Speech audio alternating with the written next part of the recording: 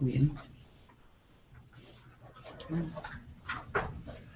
thank you everyone for coming today. We've got a full room here, and I think we've got some participants on the web as well, and we're going to be talking about supply chain and social media strategies today. So I want you to imagine, I know I see a lot of tablets and laptops and phones in here. Imagine where that comes from. At some point there are materials that come out of the ground, right, to make that phone. At some point that phone you have to create the parts to fit it into that phone. At some point somebody's got to put those parts together. At some point somebody has to distribute it to the store from where you're going to buy that phone, and at some point you bought that phone or somebody bought it for you.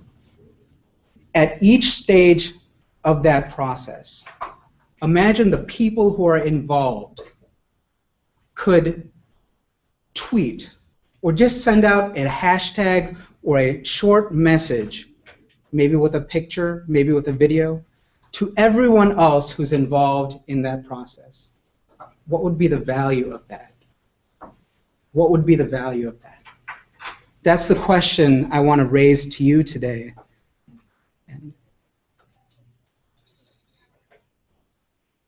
Because if you talk to supply chain professionals, they're very optimistic about what's going to happen in the next few years with social media in the supply chain.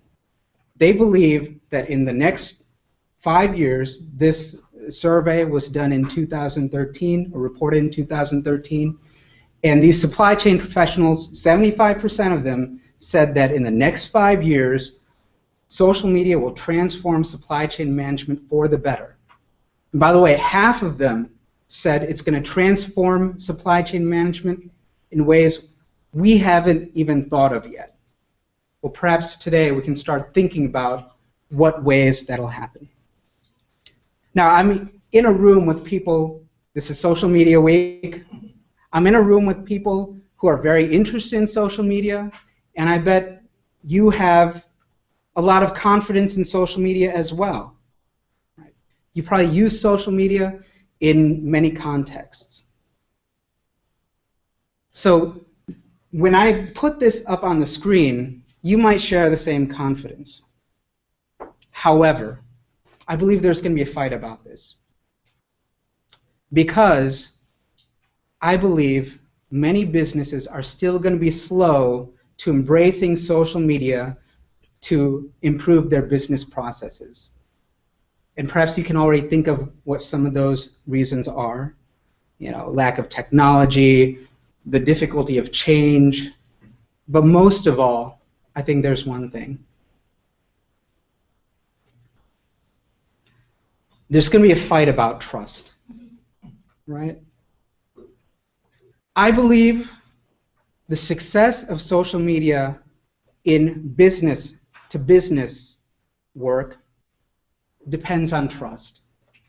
And when I take a look at this painting here, or this print, and just consider why I put that up there and what I mean when I'm talking about trust, and when it concerns cooperation, collaboration, or negotiation.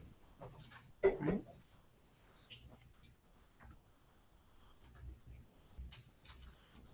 So I want to welcome everyone to our Social Media Week event. Now, my name is Tawfiq Ali. I'm the principal attorney of Ali Law Practice. I also have my associate here today, Ankur Shah, and we're thrilled to have a full room here. When we first put this proposal forward, I have to tell you, I was not sure that there would be that much interest.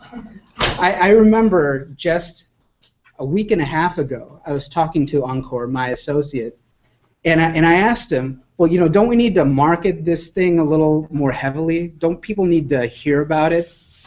And Ankur was like, yeah, you know, we haven't really put the word out there. I hope people show up.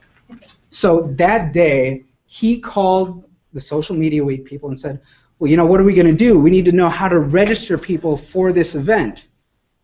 And about 15 minutes later, he calls me and says, the event is sold out. The event is sold out. So we needed to open up more registration and make available a bigger room and make it available online for everyone who's interested. Now, when we did this proposal, we promised that in the spirit of Social Media Week, we're not going to talk at you, and my intent is not to spend a whole lot of time and being super comprehensive about my thoughts about social media and supply chain. We promised that it would be as interactive as possible, and I would really appreciate if you all here and those on the web would really help us keep that promise. So what we have up here are our social media links. Right? We're on Twitter at Ali Law Practice, on Facebook, www.facebook.com/Ali Law Practice, Google+, google.com/+Ali Law Practice. And those of you who are still maybe on the fence about social media and maybe don't want to be so public, we've even offered an email. Okay? supplychain@alilawpractice.com. And we're going to, throughout today's live presentation and discussion, we're going to be monitoring these sources of communication. By the way, we are today on Hangouts Live, Google Hangouts Live. It's the first time we've used that, and we're actually excited about doing it. It's simulcast on YouTube Live. Right? Also, very important, we've got a hashtag for this event. Hashtag SMWSupplyChain. So for all your communications, please use that hashtag, even if you send us email. Put that hashtag in the subject line. Do we have any questions right now? All right. Yes? Wondering, you'll probably get into this, but wondering if you could tell us a little bit about the law practice, what you guys, kind of law you practice, what you do. Well, that's awfully kind of you to be interested already about our law practice. We can talk about that near the end or after the event, of course. Thank you. Any other questions or thoughts right now? Please feel free to interrupt anytime, raise your hand. We'll put you on. All right. Okay. So remember, I was asking you before to think about where your phone comes from, or your tablet, or your computer. Think about where your clothes come from. Think about where your car comes from. Everything starts with some sort of raw materials, right?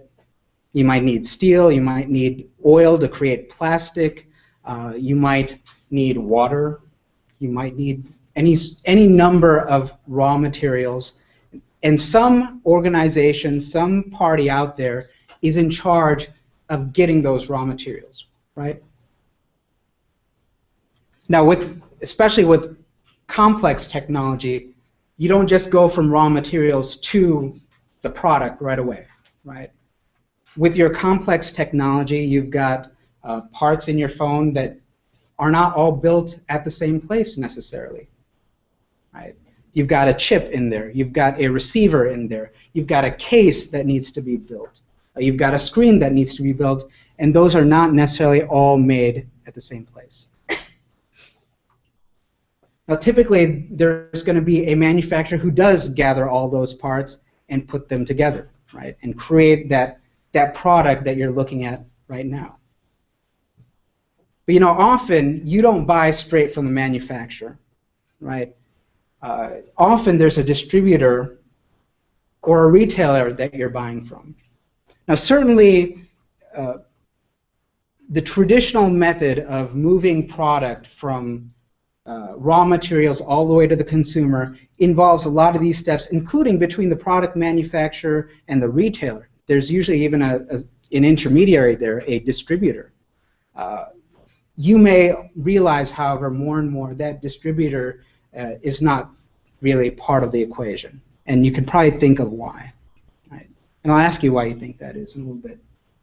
Now, you go to the retailer, whether it's Amazon.com, Best Buy, or some other big box store, and who is it that goes to the retailer? It's the customer. It's the customer. And there's a reason I'm putting the customer there at the center, because I believe all value in the supply chain ultimately depends on creating value for the customer, right? So, I've got an idea of what I mean by supply chain. Okay. It may not be the perfect definition, but that's how I'm planning to use it. And you may disagree and debate me on that, and I would invite that. So the way I think of supply chain, it's the structures, activities, and players that move and transform a product or service from the point of origin all the way to the point of consumption, from raw materials to the ultimate customer. And this is important to me, to create value for all participants. There's no point if it doesn't create value for everyone involved. The supply chain is going to break down. So let's look at this graphic of the supply chain again. Think about each of these players and think about where we have the arrows. Okay? What's important about those arrows? And what is happening during those arrows? If you have a physical product, you're probably involving some sort of shipping service or trucking service, right? What we usually call that is logistics. UPS, FedEx, DHL, many companies have their own local transportation providers. Right? That, of course, involves cost, significant cost. But we also have something else with those arrows, and that's the movement of information, not just product. Right? The movement of information. Now, the traditional model, and it's still true for maybe 85%, 90% of businesses and supply chains, the movement of information is exactly the movement of those arrows, right? The supply is what controls the communication. If you have, for example, raw materials problem, let's say all of a sudden oil is much more expensive. Maybe not all of a sudden, right? What you might have in the traditional model is that manufacturers will start not using as much material that requires oil, right? Or you might have manufacturers who just slow down their shipping services. Maybe they don't ship things at the highest speed anymore. It's okay to slow things down, they would say, because we need to worry about cost. And this would go all the way down to the customer, right? Because the manufacturer who realizes that it's too costly to produce a certain kind of product will tend to market to the customer to prefer the less expensive product, or the product that they can get the biggest margins for, right? That's the traditional model. However, there's a growing consensus that that model is broken. And there's a growing consensus that that model, the forces of culture don't even allow that model to happen anymore, because now the customer has the voice. And you can imagine I'm thinking about social media when I'm saying that the customer has the voice. And when the customer gives you some information about what he or she wants, that information needs to go up the supply chain so that every other player in that process can be ready to meet that demand.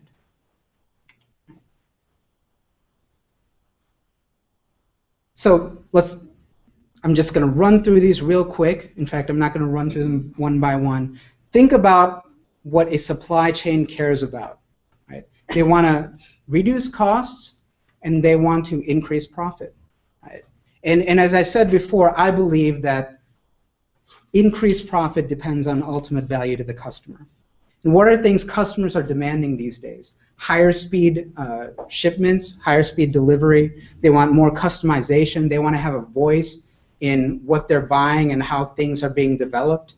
There's a green revolution, so a lot of customers really want their providers and their sellers to be ecologically responsible.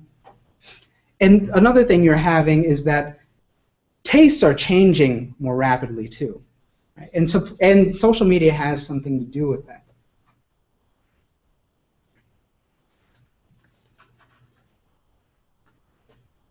Go back. Go back. Okay.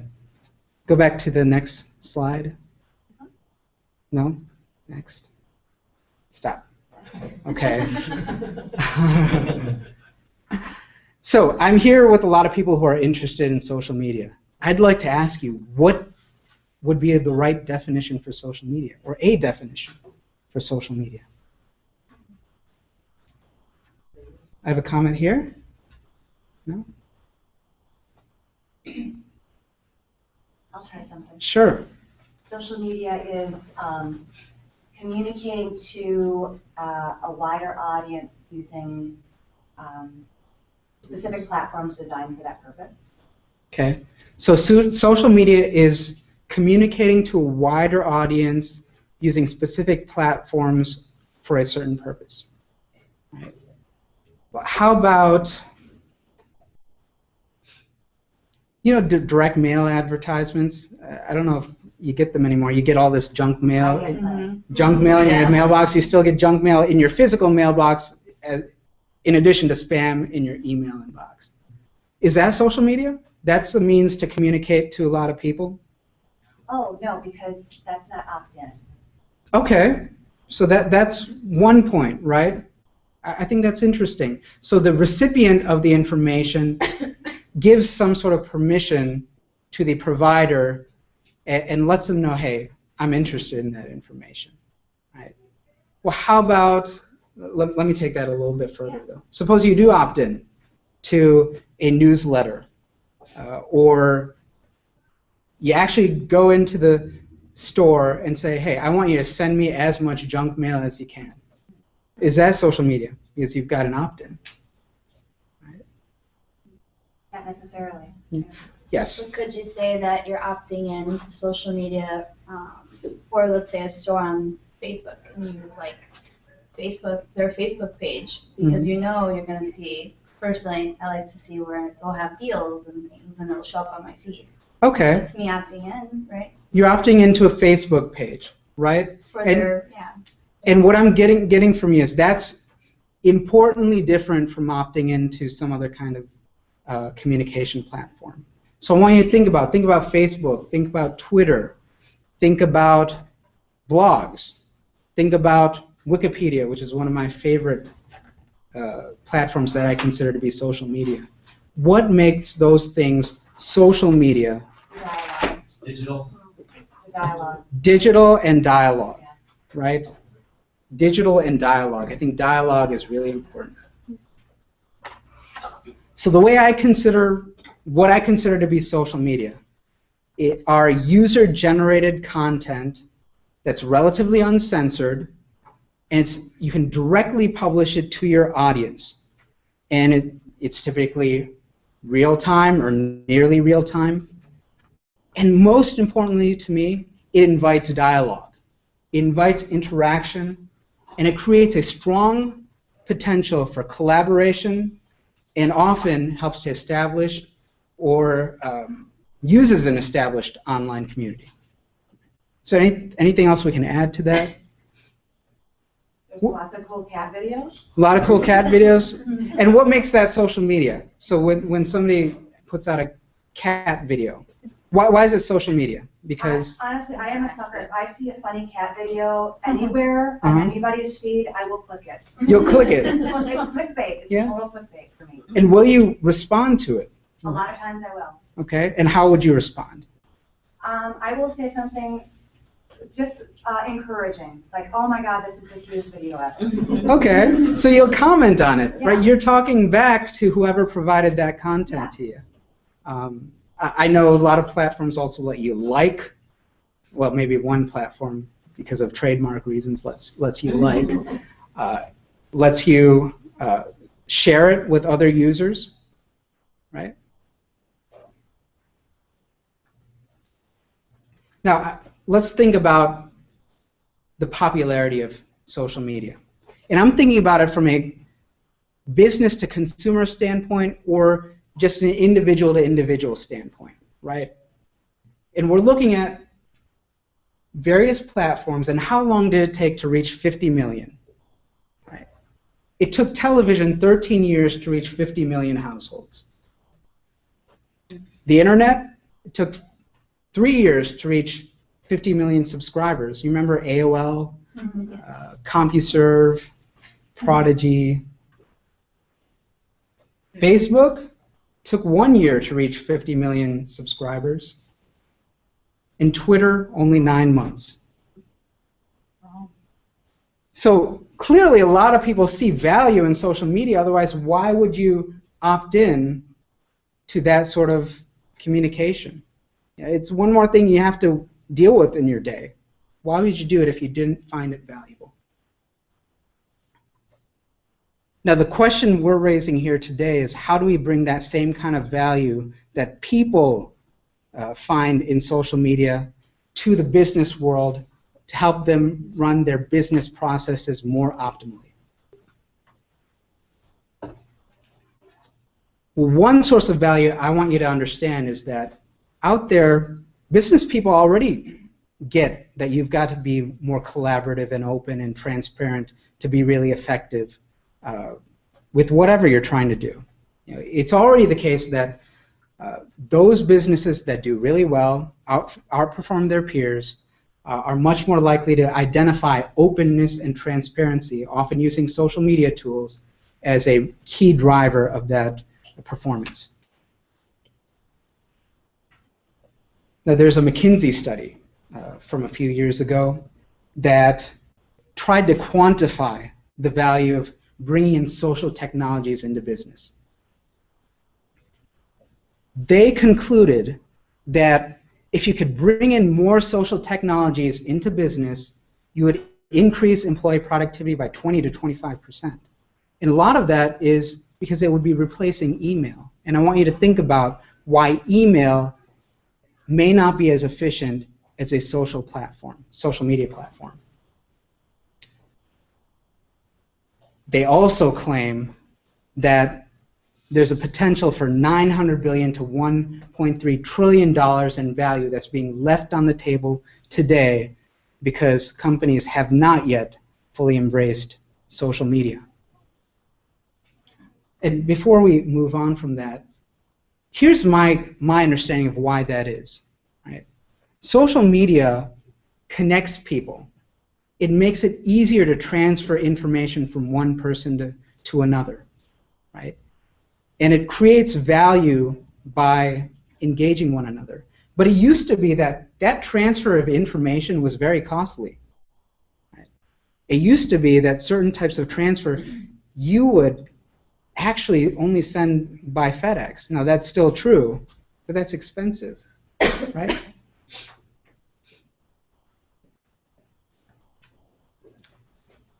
We've got some examples of companies that have used social media in their supply chain, and one of them is Teva Pharmaceuticals. It's a pharmaceutical company. They bought out a generic pharmaceutical company known as Ratiopharm.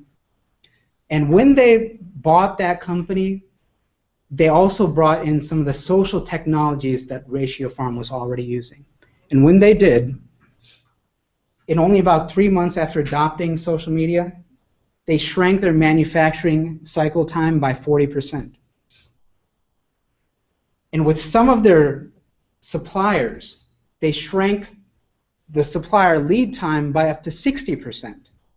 And you see I've got 15 to 60% there. And what they reported was that the more engaged they were with their suppliers through social means, the better that number is. Now social technology is great for the reasons that I'm sort of throwing out there. And everyone seems to think, at least theoretically, this is something that's really going to help. Yet, it's without a doubt true that social media's adopting social media in business processes has been much slower than it's been adopted among people to talk about their social lives as opposed to their business lives. Here are some of the reasons that I can think of that social media is not catching on quite fast enough. And there are also companies who have tried to implement social media, and there are companies who will try to implement social media, and they will seemingly fail. Right? They'll bring in a platform, and they'll find that nobody's really using it. Right? They just prefer, or they're used to using email. And in the supply chain context, there are also these systems, they're called ERP systems, Enterprise Resource Planning, that already does allow you to get some real-time information from people throughout the supply chain. It just isn't necessarily in a social means. Right? To me, I want to bring it back to a question of trust. Right? Can we show that picture? I want you to look at this painting again. I believe the adoption of social media and its real success depends on users trusting that their time and energy is well spent in social media, even in the business context. Right? Think about it from this standpoint. And I put a poker example up here. Right? Now, there's also a special thing about this example, other than the fact that they're smoking and drinking dogs playing poker. There's also, looks like somebody's slipping an ace to their friend, an ace in the hole. You see that right there? Everyone else is just kind of looking at their own cards, right? Now, would you be a good poker player if you just showed all your cards on the table? No. I mean, it wouldn't even be a game anymore, right? If everyone showed their cards on the table, no one would play. No one would bet. Right? So, poker, you have to keep things secret. You can't be transparent. Now, the old understanding of supply chain dynamics, buyer and seller, at each one of those stages of the supply chain, there's a buyer and there's a seller. And there's a negotiation, right? Negotiating power, at least the typical understanding is that I don't want to show my cards, right? If I really need something, let's say you're buying a house. Should you go in and tell the buyer you really, really, really love the house and you can't live without it? No, right? Because there's a fear that if you disclose that information, you're going to get taken advantage of. You're revealing a vulnerability, right? But what we're suggesting here is that cooperation, use of social media, we actually want to promote that kind of disclosure. The kind of disclosure that perhaps used to get you in trouble, and we hope won't as much anymore. Think about this poker example again. You know, some poker players are going to make more than others, right? Who do they get that money from? The other players, right? But who always wins? Without a doubt, who always wins? You go to Vegas. The house. The house always wins, right? And the house wins more when people don't know what's going on, right? The house wins more because people bet more, and the house takes more of a rake and more of a percentage. That's the cost of non-communication and miscommunication. Right?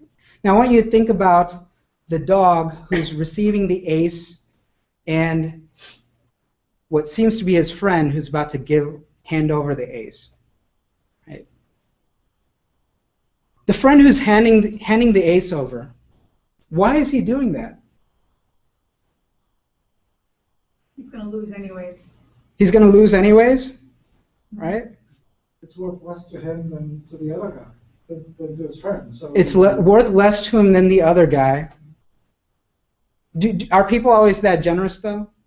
They have a deal worked out. He's going to give him half the money. You think they've got a deal worked out? Do you know that? It's like rounders. It's like rounders. Okay, so maybe they've got a deal worked out. It's either express or implied. Right? Maybe he is being generous. He just wants to help the friend out. But he doesn't have to hand over that ace. Remember, in poker, you don't have to have the cards to win. You can bluff out your opponents and still win. But here, that friend is helping out another friend. We think they're friends. And I think he expects to get paid back. Right?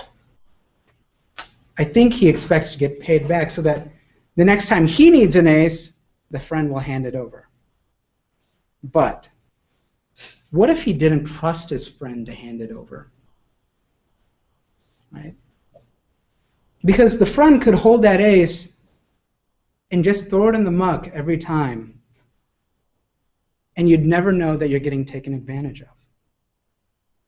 I think that's one of the things that prevents people in a business context from using social media within an organization and between organizations. Within an organization, the way structures are often set up, employees are incentivized to withhold information from everybody else. To me, the most obvious instance is in sales. You know, and suppose it's person-to-person sales, and you've got a prospect that you found through some means, but perhaps you're not really the expert to sell to that prospect. But there's somebody else in your company who is. Do you keep that information to yourself, or do you disclose it to everyone, hoping that the person who could really help that prospect would raise their hand and move in? Well, it depends, right? It depends on whether what kind of commission you're losing out in doing that, right? There's an immediate monetary issue there. But it also depends on whether you trust everyone else in that organization to help you out the same way, to contribute that kind of valuable information.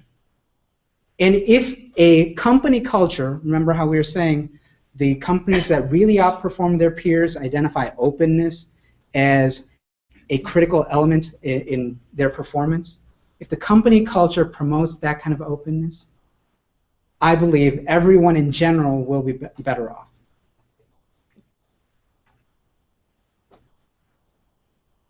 Now, you mentioned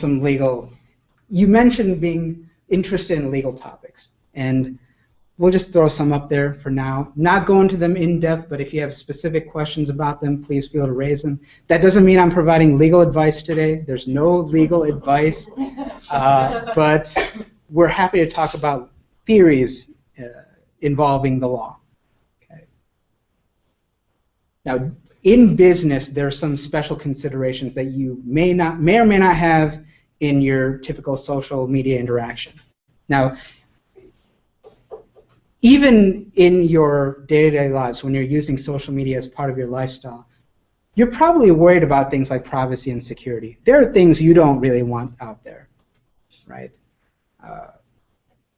In the business world, putting things out there may not just be embarrassing, but just from a legal standpoint, it may destroy your property interest in that information. And I think that's something that's something where the law has to evolve to really get that if we're going to promote collaboration and cooperation between employees, between companies, we need different ways of understanding how information ownership should work. We just talked about, okay, what if the friend doesn't actually honor the deal, right? If you've got employees actually using the social media platform, or you've got a communication channel with your suppliers, I would suspect there's actually a contract there that should govern that relationship, at least at some place.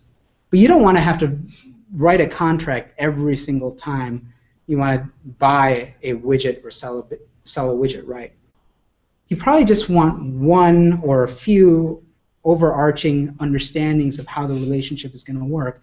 And one of those understandings has got to be, how are we going to trade information? How are we going to share information?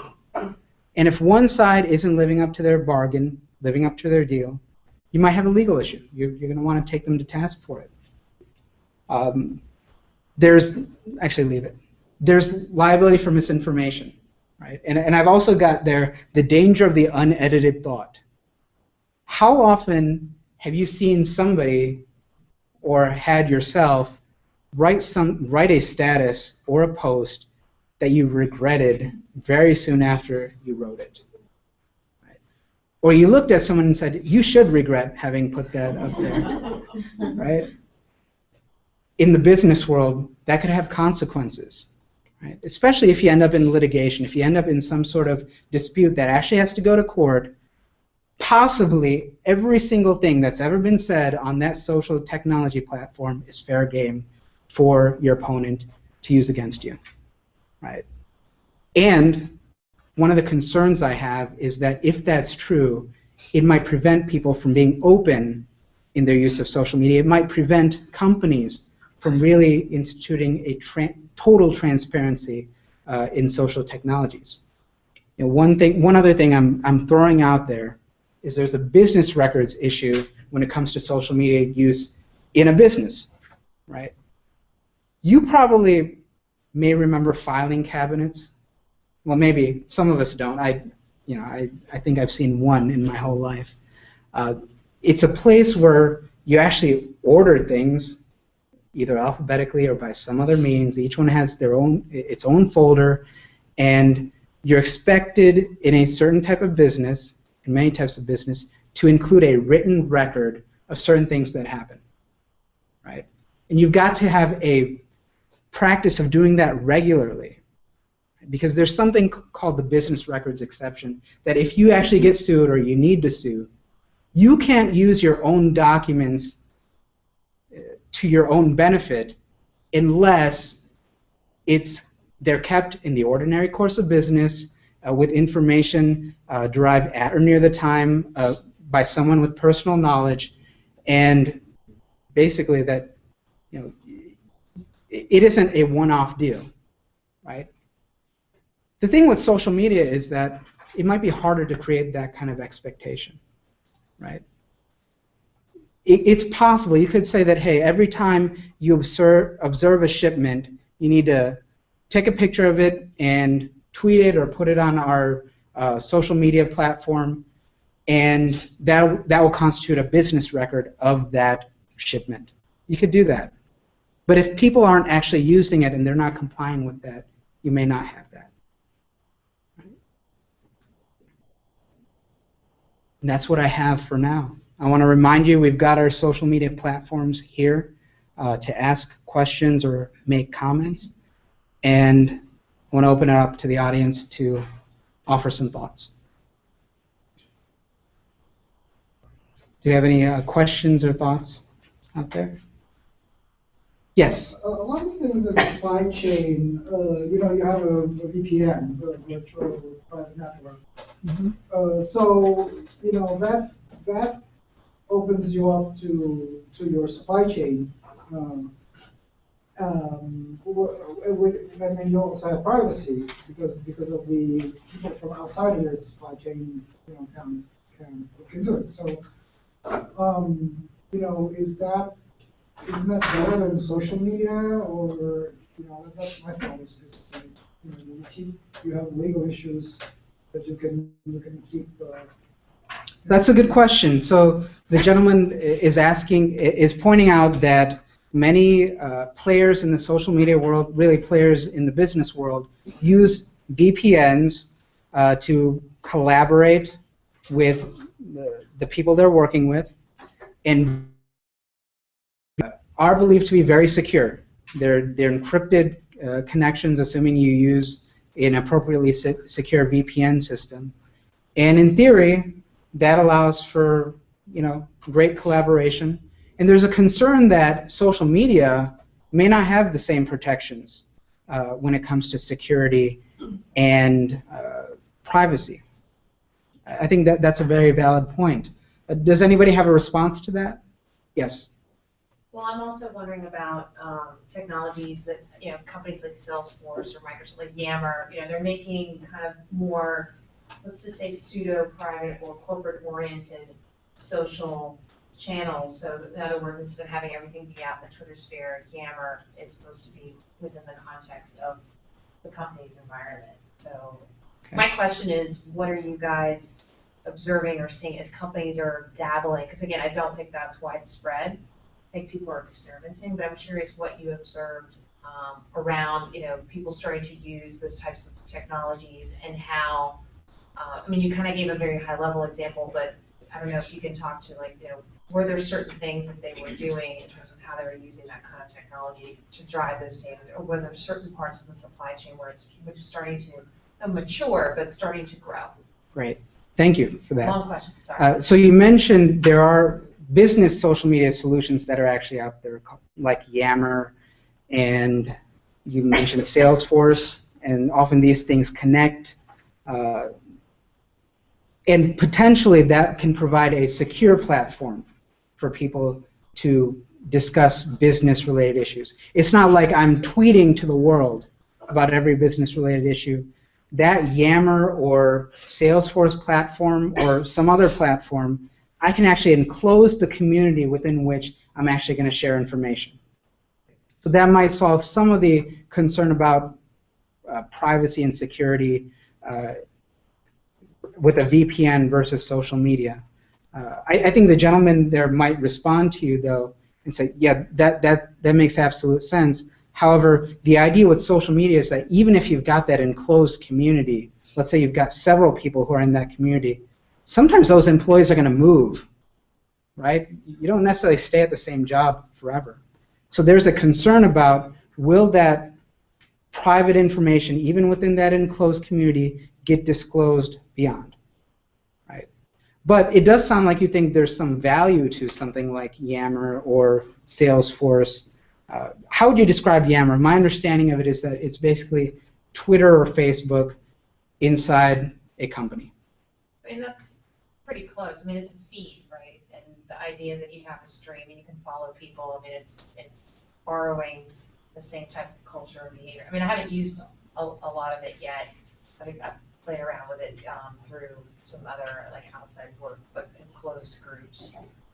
But I think it's taking that idea of how can you create collaboration and getting out of your inbox, email box, which is so siloed. I think we can all agree about that. But it's this idea that you can start following people. You could have throw out a question. Hey, how many times in your company you're like, does anybody know anything about this? I've got a customer who's asking, and they send out this huge email string. And the nice thing I think about the environment of like a Twitter or a Yammer is, I can either be in that conversation and it's useful to me at the moment, or I can totally not be in it. I could search it. I mean, on and on and on and on. So it sounds like to me what you're saying is that, remember how we were trying to define social media before, and we said maybe it's not enough to say you can broadcast it to a lot of people all at once. Maybe that's not enough. And there's a distinction I make with email, and I think this is very important because I think email is the biggest competitor to using other social technologies. People are used to using email, and they will often think to themselves, well, I'm already using email. I don't want to have to worry about some other platform to get information or send information.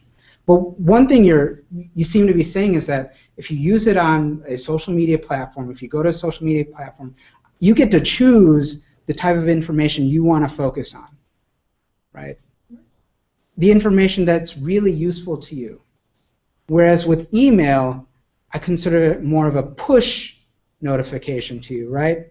You get all these emails, it shows up in your inbox, it shows as unread, and you may be totally uninterested in it, but you still have that feeling you've got to open that email and take a look at it, because really you don't get all the information until you click on it, right? But social media, maybe you have more choice in choosing the information you care about. It's also faster. Okay. Responsive. So there's a sense, and I think this is true, certainly, social media seems faster. You put in a tweet on your phone, it takes, what, 5 seconds, 10 seconds to do it? And it's already on the web, and you might already have responses. So there's certainly a sense that it can be faster. Right? But there's still the sense, I think, in the business world at least, that, well, I've got my phone and I can pull up my email on my phone pretty quickly.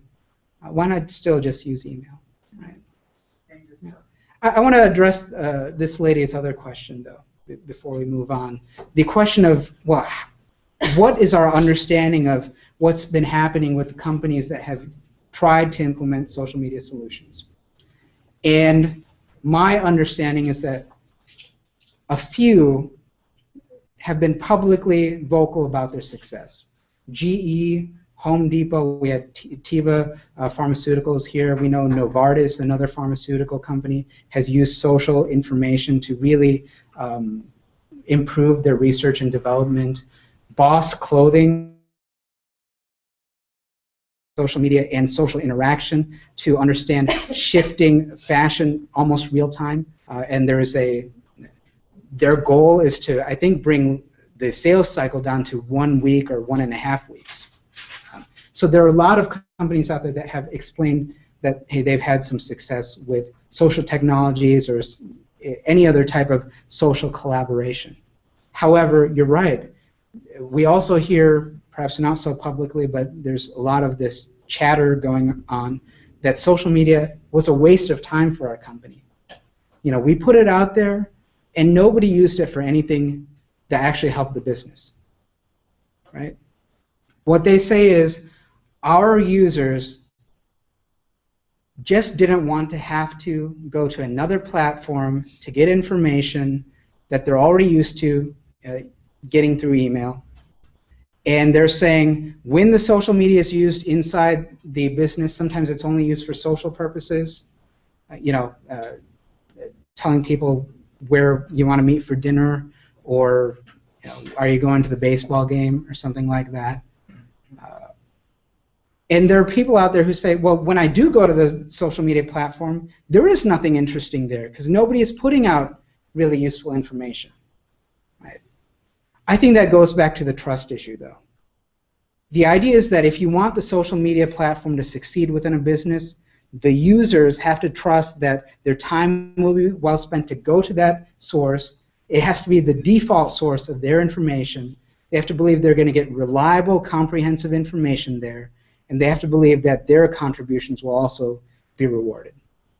Now, some of the companies where I understand social media has done better than others are companies where you start with a smaller group, right? You deploy the social media solution to some smaller team that you believe will be especially engaged with that technology. Facebook can be an example. Facebook started in a dorm room, and then it expanded to one school before it expanded to other schools, and finally it became global, right? But there's a belief that if they hadn't started small, maybe Facebook would have never made it. You would never have had those particularly engaged people creating the type of content that would invite other people to enjoy it. That's my thought. Did you have any other thoughts to that? Yeah.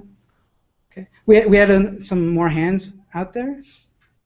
Yes. I'm just going to talk about Yammer. I've had it at a couple of companies that I've worked at, and it really helped I worked at CPG companies that were global and also had a lot of field offices. So it was good again, they brought best practices from people that weren't in the headquarter offices, but had really, people from Bentonville, imagine what account they worked on, and people that were in Chicago and in Minneapolis. But I think sometimes when you're in a headquarter office, you forget about all these kind of quote-unquote troops on the ground that are actually doing a lot of the legwork and having really big wins because you just don't care about them, and then kind of connecting us diagonally. So hearing about something that's maybe a big win in a grocery channel, so maybe like across an Albertsons account, connecting that to a Walgreens team because they are connected, and it could be something that, whoa, that worked there, like I bet I could use that same methodology, and then connecting that again to like a Walmart account,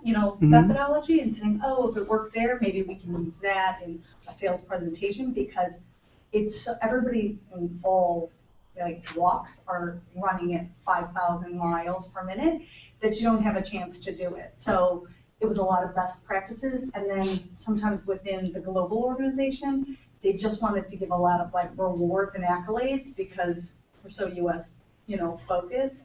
And nobody realizes that there's huge things going on in all these other countries, and they're working just as hard as we are. They're just such a smaller piece of the pie.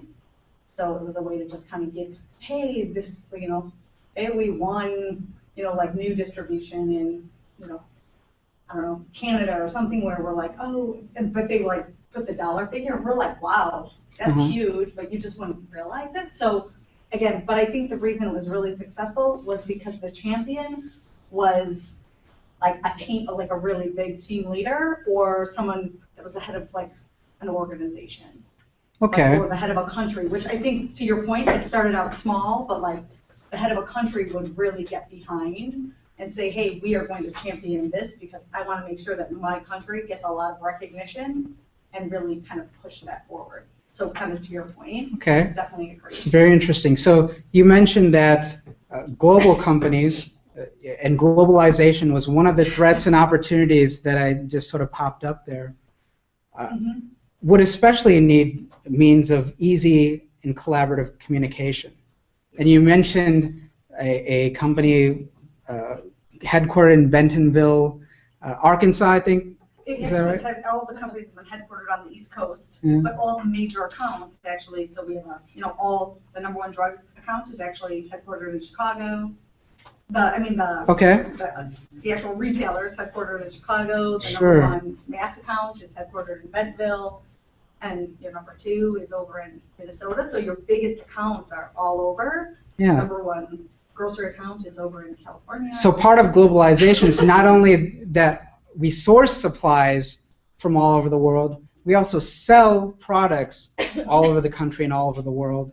And the ease of communication really reduces what might have otherwise been a significant cost if you had to fly out every time you wanted to meet a prospect or a client to come together to solve a problem. Yeah. Right? This was within one specific company, right? It was actually with multiple companies that I have been with.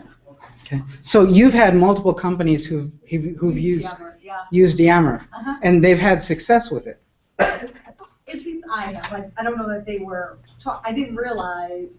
I'm going to say that I was a little ignorant to the whole social media thing. I didn't realize it was even social media. It was something that I just looked at. It was something I just found interesting and was a part of. I liked hearing about the best practices. I like to be involved. I always wanted to be global. It was a way for me to reach out to the person and say, hey, what's going on in this country, so that we could bring that to the U.S. and just kind of with segmentation and learning trends, you need to be in that country and kind of learn what's going on in the world. I'm a little bit more peripheral. Sure. It's like tunnel vision that the U.S. is. Yeah, it sounds like what you're saying. You said something like, if you have a global company, let's say it's not even a global company, let's say it's a national company or a regional company, you want to be there almost as though you're geographically actually there. Yes. But you mean that figuratively. Right. You want to be there through social media. Right, and so I would like talk to them, and so that was my way of engaging with them, is, oh, how was this received, or if we were launching a new item, interacting with them once it launched there, or if it came from, a lot of times we would take items that were already launched globally and they would come to the U.S. second, and it was a way to understand what their challenges and opportunities were, and learn firsthand from salespeople that had touched and worked with these items, and people that had actually tried to implement them. Okay. So you get to communicate, get information from the people who directly have knowledge of whatever they're experts, right, of that thing, whether it's a salesperson, a sales clerk, or the truck driver who's bringing products from Pittsburgh to Chicago, or whatever it is. Another thing you mentioned is that where you've seen it succeed, it seems like there's leadership that's really promoting it. And there's at least a core group of people who are really engaged and interested in making it a success. And that's sort of what we've heard from businesses as well. That's what they've been saying. Right. Any other thoughts right now? Yes? I'm still kind of wondering if you could talk quickly about like what you guys do and like how maybe that would relate to supply chain. Okay. Let me take this lady's question first, and then I'll address that. Sure. Yes. I'll give you the question and then the setup. Okay.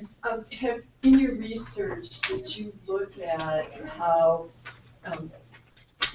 individuals, so not corporate, but social media like Twitter, Facebook, Vine, YouTube, is actually influencing people's supply chain, companies' supply chains? Because the setup to that is, I know Kraft is very much interested in seeing how they can use social media as early indicators of how they should run their manufacturing plants, look at their distribution centers, look at what they send to retailers, even at the store level. Okay.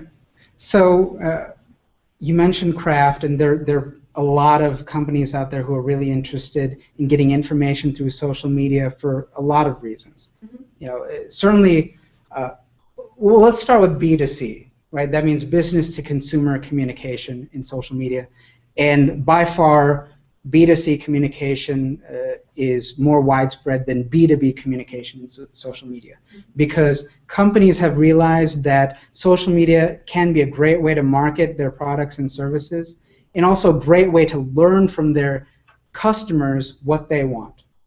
Right? So my understanding is that a lot of big companies are not only sort of looking at each social media message one by one and getting a sense of what did that customer think, but they're also looking at big data, where they're bringing in systems to see if they can scrape the whole internet or the whole social media sphere to see what are people saying about their company. Right? And my understanding is that at times that's been more successful than others, but the technology is there more and more to be able to do that. Right? One thought I have is that I only learned about the hashtag. I learned about the hashtag way after all of you learned about the hashtag. My wife can attest to that. Right? He used to call it the number sign. The number sign. Yeah. The hashtag is a terrific tool inside a business process if you're going to be using social media. Because one of the concerns about social media inside a business is that, well, if people really started using it, we'd have too much information, right? There'd be too many messages, and I would not know what to focus on. But what if the company decided, hey, these are the hashtags that are going to apply to certain topics, and make sure to include that hashtag anytime you want to talk about that topic? It'd be much easier for a user to actually go in and search for the things that are really relevant to them, right? Did that answer your question, or was there more than? Sure. I was just looking for specific other companies that might be besides Kraft. Yeah. Because I know they're very much interested in using big data to mash up a Sure. lot of things to know trends in consumers and how that might actually impact directly. Right. We had this reaction on social media. Now we have to, fire up this plant to make this product Yes. at this amount to send to eventually this store in this city, this specific store in the city. So I was just kind of curious. I know from another Social Media Week event that Walgreens is very interested in this.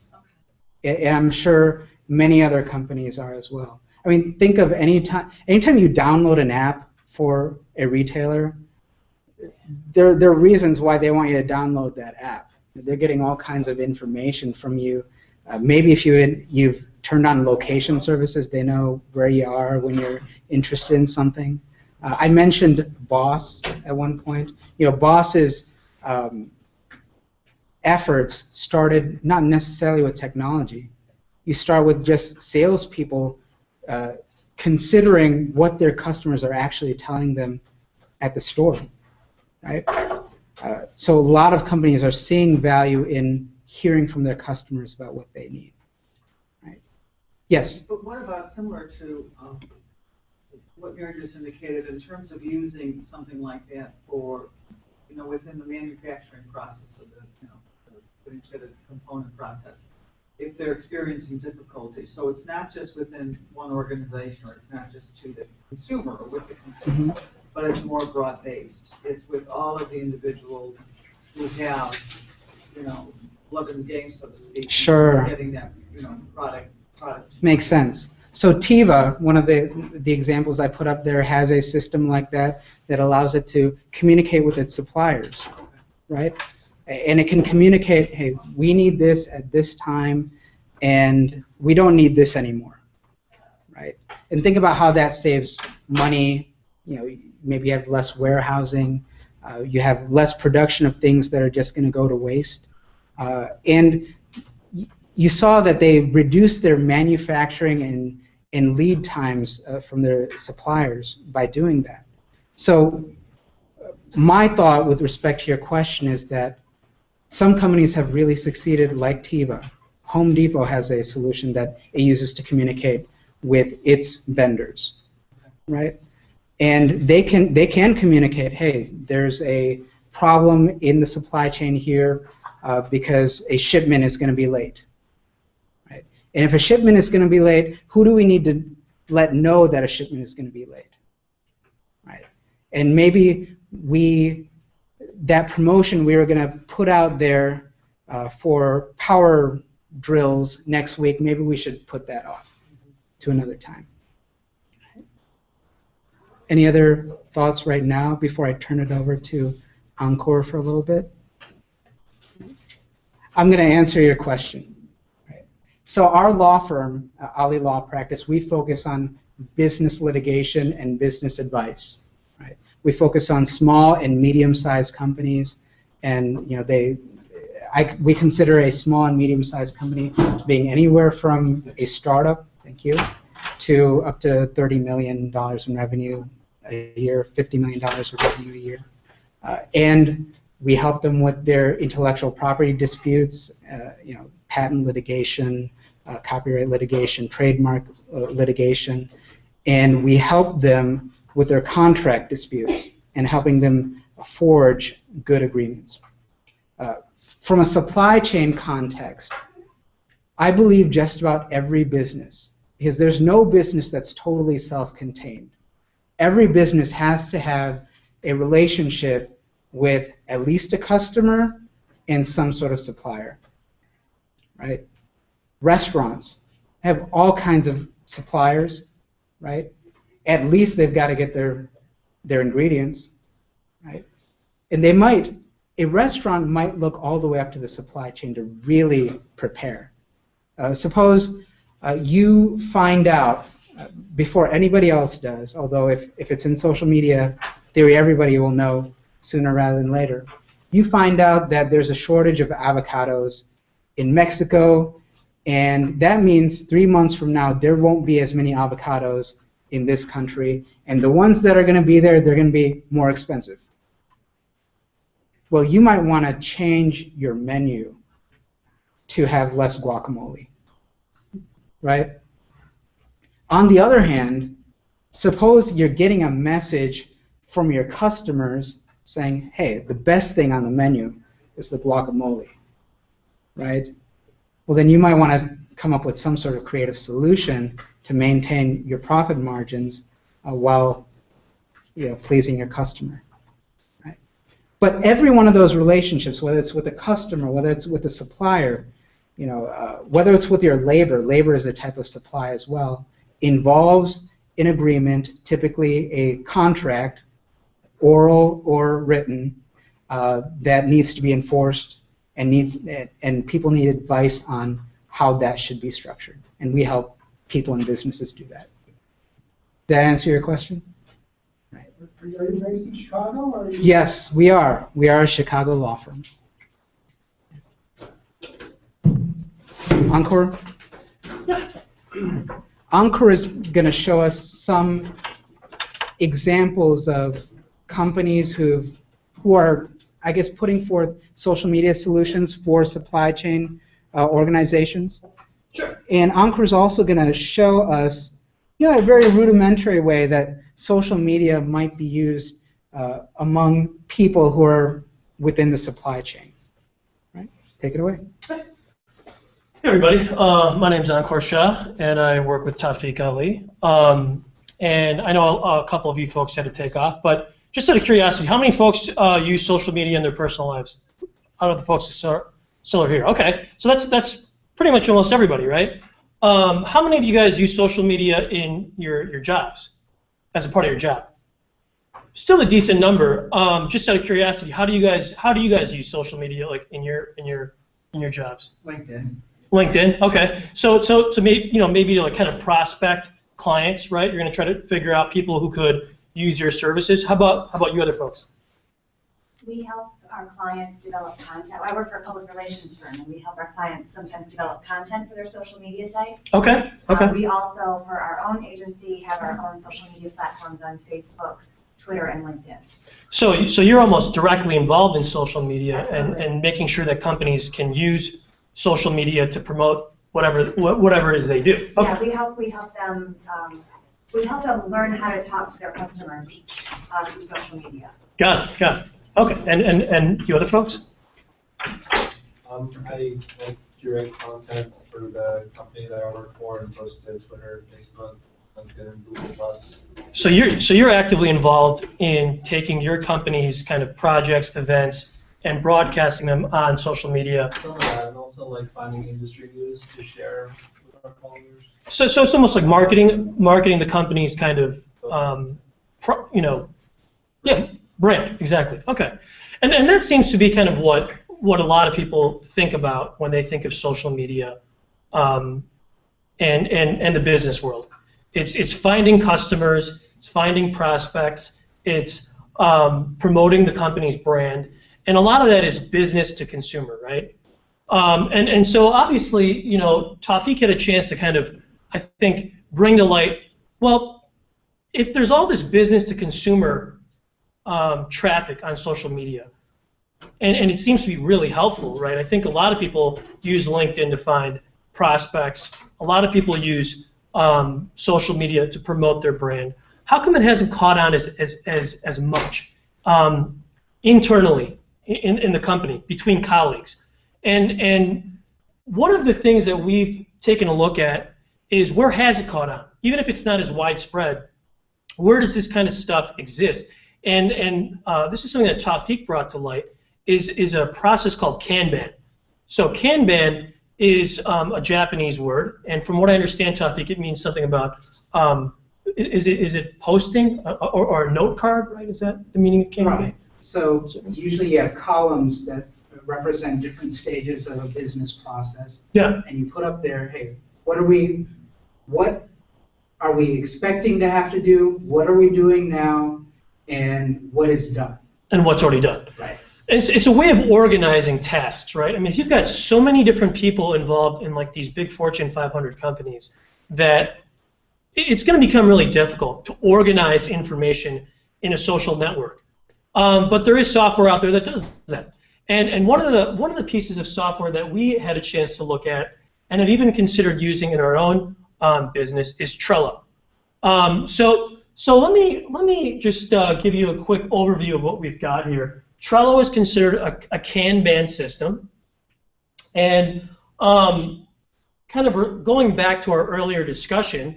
So if you've got, let's just say, a phone, right? The most raw materials we've kind of left out, which is the actual beginning of the supply chain, where you literally pull the resources out of the ground. But where we started this this supply chain is kind of at the individual components and parts of a phone. So if you were to look at your Samsung or your iPhone or whatever kind of phone you've got, it normally will break down into these kinds of separate pieces: the processor, the camera, the Wi-Fi component, the display, so the actual screen, and all the way down to things like the battery and the radio frequency. So you can just imagine in your company, you've got different people that are responsible for different components of the phone. So, Bina, if you could just click on, let's just say, the first card here. So each one of these little cards would have its own different group of members who are responsible for that part of the phone, right? So if you've got people who are dealing exclusively with the applications processor, the processor of your phone, they could all link together on this note card, right? And they could, if you click right here on the members portion, you'd be able to, so right now we've got, surprise, surprise, myself and Tawfiq on this particular note card. But you can just imagine that in a larger business, you would add all the people who are responsible for the processor as members of this particular card, right? And what you'd be able to do is go ahead and post different websites or post little remarks. Like, for example, by September 24th of this year, we're hoping to have all 5,000 processors from the vendor, right? And I've made a little comment that, you know, if you scroll down, I don't know if you're able to scroll down or not, but you know, I made a little comment. We're still missing 500 processors, and so everybody that's involved with this particular application is instantaneously going to know what the situation is in terms of how many processors we still need to get. The other thing that you can obviously do too is share, you know, photos or share useful information that you come across. So if you were to click on this link right here that I've got, it'll bring you to a web page, and surprise, surprise, this is on the iPhone 4 supply chain. And if you go down a little bit,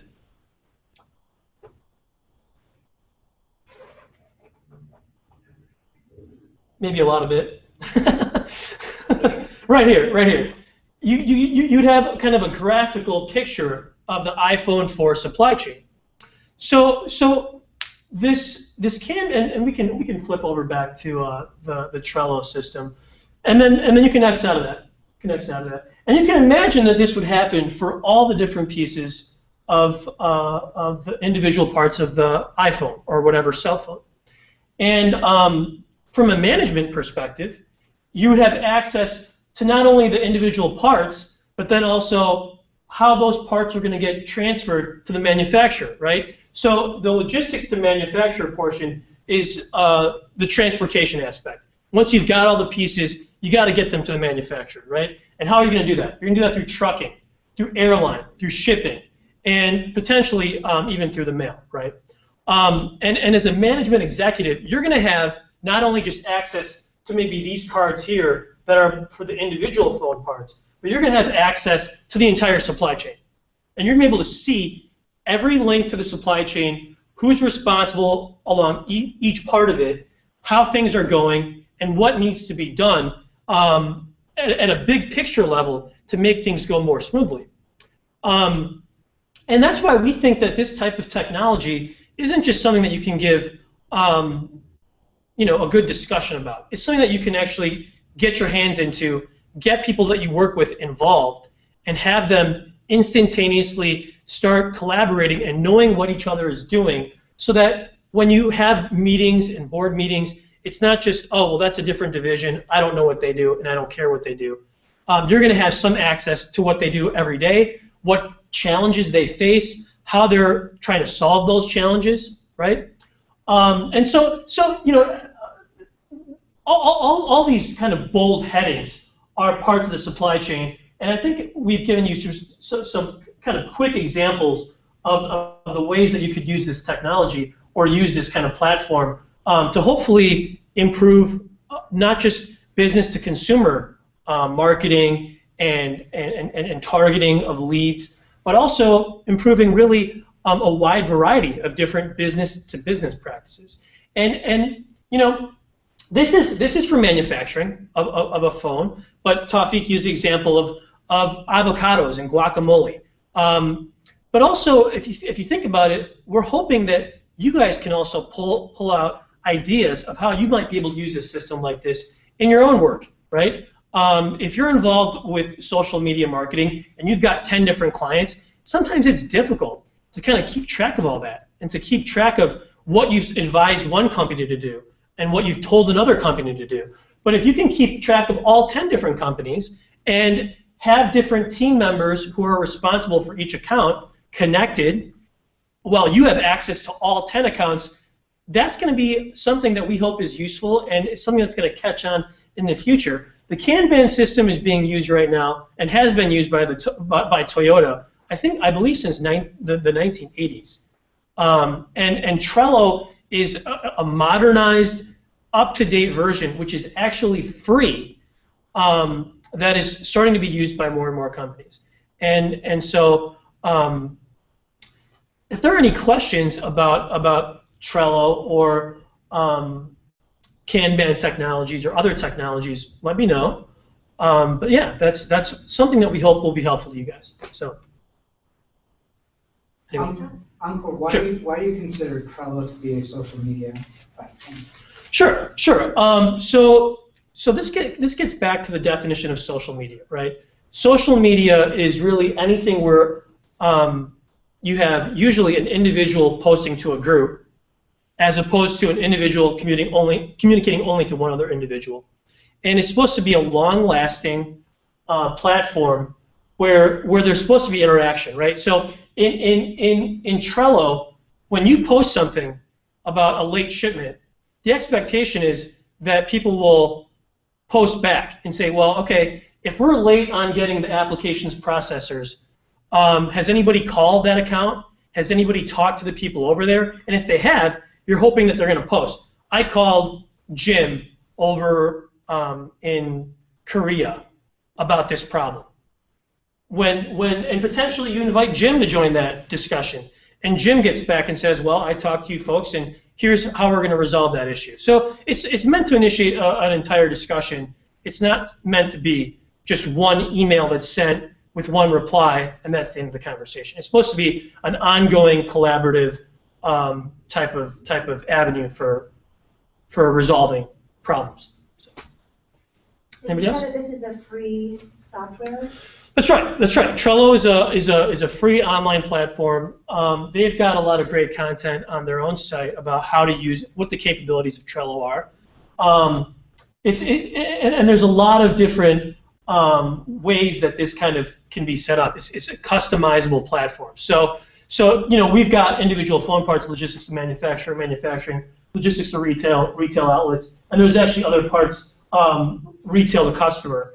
But you could set this up really in whatever way would suit your business. I gotcha, but how do you ensure privacy? If it's a free software and then anyone can get to it, then how do you address that? So when I say anyone can get to it, I mean that anyone can sign up for it, and you have control over who has access. So for example, if you click on Show Sidebar right there, it'll say Add Members. So when you create this is called a board. So you create your own board, right? And then you have the option. So right, as you can see, that's me right there, Encore Shah, and this is Tawfiq Ali. But you have the option then to invite people to that board. So someone has administrator privileges, That's and right. they're the one who has to. Okay, I see. That's right. And so if you're the administrator, only the people that you've invited have access to your board. There's a security code or an access code or something like that. Right. I mean, right. Exactly. Password. Yeah, a password that's sent out to the people that you want to invite. So apart from that small circle of people that you've invited, other people won't have access, right? Okay. Any other questions? Go ahead. Do you know any specific examples of clients who use this tool? Like what size businesses this would be good for? Sure. So one that we did mention is Toyota. They're actually kind of the conceptualizers of the Kanban system, and Trello is kind of an application that applies the Kanban idea. I just recently saw that Trello got its 5 millionth user within this past month.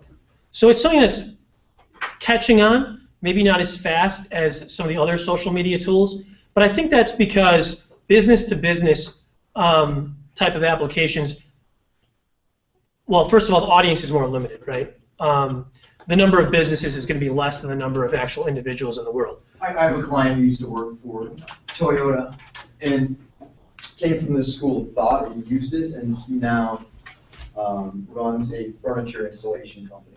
Yeah. In Chicago, and they follow this model. Yeah, and Trello is something that really has a lot of flexibility, right? It's a really good organizational tool, and I think that's what a lot of people said. Email is great for communicating, but sometimes an email from a month ago is going to get lost in the shuffle. And the idea here is the communications, we hope, won't get lost in the shuffle and will be easier to search for, access, recall, and if necessary, get back out to the people who need to see it. So, any other questions? Well, hey, thank you guys so much for coming. We really appreciate it, and we hope that you guys found our presentation very helpful. And we look forward to seeing you guys again in the future. So thank you. Thanks, guys. Thanks. It's nice to meet you. You too, man. Take care. Oh, There. hey, thanks for coming.